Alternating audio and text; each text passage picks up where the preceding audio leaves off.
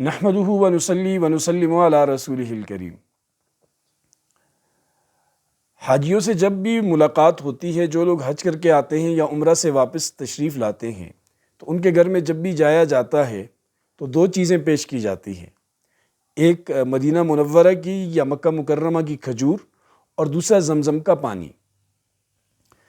پھر زمزم کا پانی پیتے وقت کچھ لوگ بیٹھ کے پیتے ہیں، کچھ کھڑے ہو کر پیتے ہیں، کچھ ویسے کھڑے ہو کر پیتے ہیں، کچھ قبلہ رخ ہو کر پیتے ہیں۔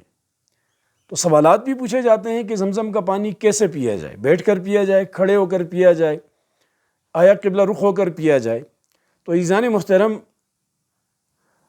روایت میں ہے کہ آپ صلی اللہ علیہ وسلم نے زمزم کا پانی کھڑے ہو کر پیا، تو اس سے یہ ثابت ہوتا ہے کہ زمزم کا پانی کھڑے ہو کر پینا مستحب ہے۔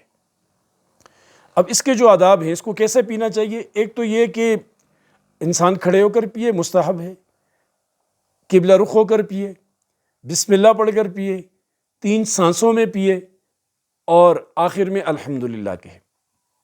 لیکن اگر کوئی بیٹھ کر پیے گا تو گناہ نہیں ہے، یعنی کھڑے ہو کر پینا مستحب ہے اور بیٹھ کر پینا بھی جائز ہے۔ کوئی بیٹھ کر پیے گا تو اس پر کسی قسم کا کوئی حرج نہیں ہے۔ اللہ پاک عمل کی توفیق نصیب فرمائے۔